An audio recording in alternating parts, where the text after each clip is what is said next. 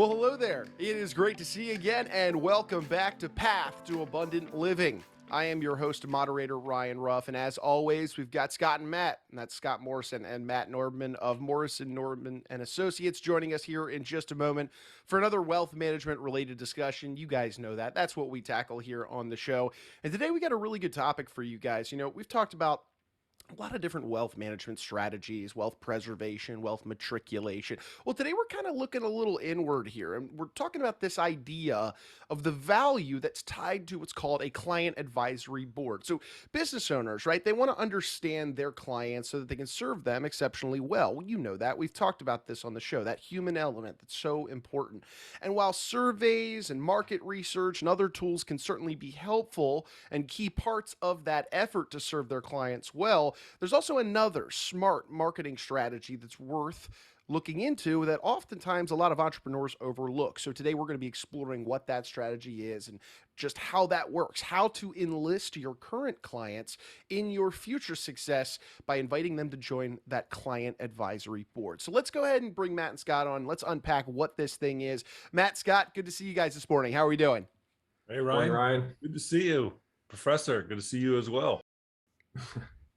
Yeah, guys, it's always good to be with you on these shows. And we've got a unique topic here today because we're talking about a marketing strategy per se, not necessarily a wealth management strategy, but they do go hand in hand. So, Scott, let me throw this first question over to you today.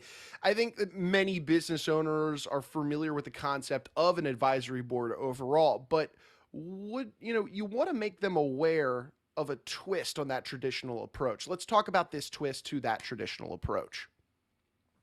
Yeah, that's right. The top business owners that we know and work with are highly motivated to strengthen their businesses at all time. They're always looking to improve upon their success and grow their personal wealth. So they're always open and fresh to new ways of doing things. So as you mentioned, the traditional advisory board's always been made up of colleagues and professionals within the same business realm. And so when you talk about a twist, what you're looking for is there a way to tap into the expertise of, say, maybe your best clients and know that they came to you with their personal wealth because they had some success. And so maybe if you can find a handpicked group of some of those best clients, you can form something called a client advisory board. Sure. So guys, let's get into the what here. Matt, what would that client-focused board of advisors look like? And then how does it kind of operate in the first place?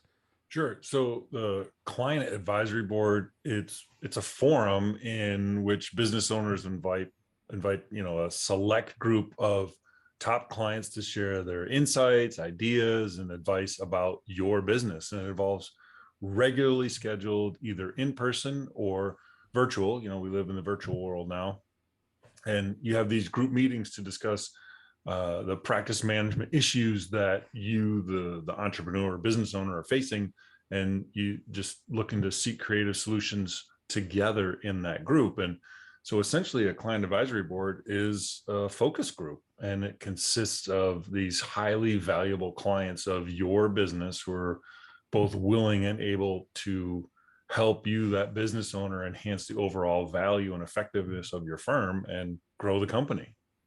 Sure. It makes sense. Starting to see the value here, guys, for sure. But I got a point of clarification for our audience. Would you say, Scott, a client advisory board essentially is kind of the same as something like, I don't know, like a client appreciation event or taking clients out to dinner? Does it operate kind of in the same way? No, it's quite different than that. It could actually stem from something like that, where you've had some discussion in a lunch to that degree. But no, a client advisory board is actually very different from an appreciation event or a casual get together. It's a board with a formal agenda, and it's intended to give your clients a prominent role in the future of your business. So it's designed to provide you as the owner with insights and strategies from this group of top clients. You want them brainstorming in a collaborative, work-focused environment, and that encourages creative solutions. Whenever you get people that are talented people together, you can come out with some pretty good ideas. And so, yes, it's designed to go much deeper than would a discussion in a business issues over a dinner night or a night out. Sure, sure. So, but guys, why clients? Let's get into that here. How does asking people that you currently serve help give you advice on running your business? Why clients? Well, so, it's kind of easy to see why you would want other business owners. You kind of get together and say, well, what are best practices? But, you know, perhaps less obvious is the including your clients in this. And there's, several key reasons. And, your clients view your success as that business owner and entrepreneur as an important part of their own overall success. And, you might not realize it, but, and it makes perfect sense. We all want to work with and associate with top people. And so your clients have a vested interest in helping you and your practice become tremendously successful. And so, in fact, it's in their and enlightened self-interest for them to do this. And so they want you to continue to provide them with excellent service and top level solutions. And so many of them, if given the opportunity, would be eager to provide their insights and resources that could help you grow your practice and become even more successful, which in turn will help them. Yeah, no, I love that. I mean, you do want to align yourself with the top individuals. So yeah, I like the idea of them being eager to help you in that process. And obviously their feedback has value to it. It has weight to it. This is all good stuff, guys.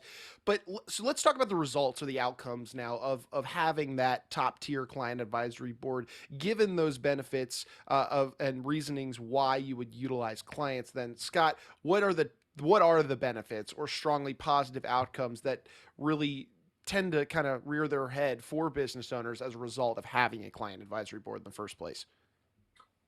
Well, there's a principle called the Pareto principle that suggests that the top 20% of your client base accounts for roughly 80% of your total revenue. So it makes sense that by giving these key clients formal opportunities to provide you with business related ideas, as well as feedback on your initiatives, you in turn are probably going to receive some high value insight from the people who are most responsible for your success. This kind of board is an excellent way to learn if you're truly executing the kind of client experience that you think you're delivering. After all, I mean, it's an excellent resource for learning from firsthand from clients who had a great vantage point and been able to see firsthand how you actually conduct your business and what's working and what isn't. They can help you identify and leverage new opportunities, of course. I mean, that's what you're looking for. You're looking for new ways to improve your business. And maybe from their experience, they can tell you what they certainly appreciate, but what it is they feel is lacking. So they have a formal system for kind of tapping into that to give you the ability to understand the key needs of your target market and help you to identify ways to expand your business through referrals and introductions and other smart methods of growth. It's far more cost effective, obviously, to talk to a group of professionals like this than it is to go out and hire an expensive market research professional. So you can find that just by going to your best clients, you can get some of that direct insight and direct knowledge from that client base that is essentially free and good information. And then lastly, I would say that it's a great way to create client loyalty, because when you're asking your top clients for their ideas and their feedback, they immediately feel respected and feel like you value their opinion and that you find great importance in what they have to say. And so they feel tied to you and they feel rooted more into that relationship that they have with you. So by incorporating their ideas and strategies into the initiatives, when they see those things actually come to fruition in some of the business plans that you come out with, then they feel like, hey, this is the kind of experience that they truly wanted. I'm so glad you mentioned that idea of generating further loyalty, because this really is an element, this idea of the client advisory board that benefits both sides, the client and the business owner or the entrepreneur. But Matt, you had mentioned earlier that the board should consist of top clients, right? So for those entrepreneurs out there that are curious about developing their own client advisory board, how would somebody go about best identifying which clients are their top clients, or maybe which clients they should consider adding to the advisory board? Because I'm sure there are clients that you want to have on there, and then maybe that some that you might not want to. So how would you go about developing that list, or the board itself? That's an excellent question, because it can be tricky, especially if you have a lot of really great clients. And so start with developing a list of your ideal clients that you currently work with, and kind of look at the top 20%, like Scott was talking about earlier, that 80/20, in terms of revenue that they generate for the firm or their overall profitability. And another thing to consider is maybe selecting clients who maybe aren't in that top 20%, but who have access to someone who could really help your business. And so what you want to do then is look for about 12 to 15 who would be ideal candidates to join the board. And a board that consists of 15 members or less, it's going to be large enough to generate plenty of really good ideas, but small enough to be manageable and kind of avoid too much of that quote unquote group think. And so another tip is bring members to the board with skills and perspectives that are different from your own, but complementary. And in particular, look for clients who maybe have specific skills and experiences that kind of relate to your main customer base, because they're going to bring stuff again that we'd all like to think that we know everything, but in reality, those that work well know, hey, I want to surround myself with people who are going to bring some of these other great ideas. And so you want those board members, that ideal board member is going to be those who are willing to collaborate with others in that group, and who quote unquote play well with others. No, Scott, this is a great point. Appreciate it. Guys, this is work for the client. You had mentioned these are kind of formal meetings. It's a process. There's actually steps that have to happen. It's not just kind of a bullet point on a company resume, if you will. So how does somebody ask their client to join? Is there a way that they can kind of set the stage for the buy-in? How would that process best work in your eyes?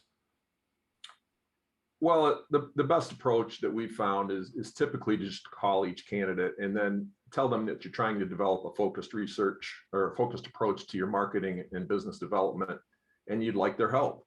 Initially, you might take them to lunch and just get their, in a very casual setting, get their ideas and opinions about the plan that you're trying to put together. And in this casual setting, you can then determine if the client can provide those high value insights that you're looking for. So if you can ask them to identify and share with you maybe some of the most important aspects of working with you, why they chose you, what do they value most about your relationship, how should you position yourself to work with similar people, and first and foremost, make sure that it's not a time that you're trying to sell them any additional products or services. You're there to get their input, and that should be the focus. Then if the interview goes really well, then you have a client advisory board that you can start to generate after a series of those kind of meetings, and explain that the value of having those kind of insights as a group provides you with greater opportunities, obviously, for your business, but it also might be a great place for them to share with other professionals who've been successful for their own businesses. So, you're going to want to obviously have it consist of a few top clients who be asked to meet as a group 2 or 3 times a year. So you want to make sure that they understand that it's a formal enough group that it's going to be some regular, times that they're going to meet each year, and they're going to want to be able to commit to that. Love that, guys. And so as we're bringing our conversation to a head, we've outlined how you go about identifying which clients you should pick for this advisory board, how you would even talk to them and ask them in the first place, how the advisory board even works as a whole. We've covered a lot on this topic, but let me throw it over to you, Matt, kind of as we're bringing things to a head here. Any final advice, any final insights for any business owners out there checking out today's episode who might be intrigued by this idea of the client advisory board, that and how they could maybe implement it to add value to their own business? Sure, Ryan. A lot of people think, well, this is limited to certain types of businesses, and really it's not. It doesn't matter, what type of business or industry that you're in. You can benefit from this, because the whole idea is it's to accomplish a few goals, and it's understand your clients' evolving needs and give them an exceptional experience, build rock solid client loyalty, and capture new opportunities for growth. And who wouldn't want all those things for their business? And so that well executed client advisory board, it can potentially generate all of these outcomes for you and your practice. And it enables you to fully leverage the experiences, knowledge, connection, and insights of some of your most valuable assets, your top clients. Mm-hmm. Yeah, this is a slam dunk. I mean, honestly, I love this topic. And one of the biggest takeaways as well for me personally is just that idea of further securing that client loyalty that Scott had mentioned earlier. I mean, just really strengthening those relationships while also adding value to those relationships. Boy, is that a powerful thing at the end of the day. So guys, for anybody who's been tuning into today's episode, maybe they're, interested in talking to you guys about this idea of the client advisory board, maybe how you guys are utilizing it over at Morrison Nordman Associates, and maybe they want to reach out and open up a dialogue with you and your team. What would be the best way somebody could get in touch with you guys today?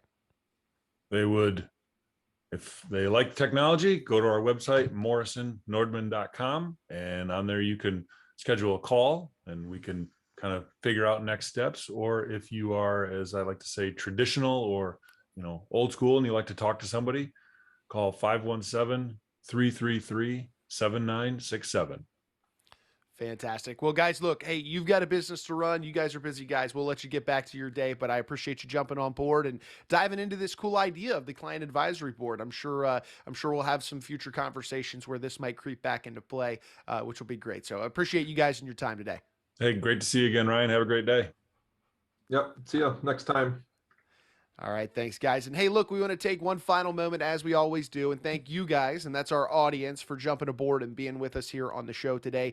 If you took anything away from today's conversation, maybe this idea of the client advisory board is really resonating with you, do us a favor. Go ahead and leave a comment on the show. Subscribe to it, of course, on whichever platform that you're checking us out on today. And then, of course, share this information with maybe family, friends, any other business owner that you think might benefit from this idea of the client advisory board. It's these types of discussions that we're bringing day in and day out on these shows. A lot of great topics queued up for some future episodes, and we would love to have you back with us on a future episode.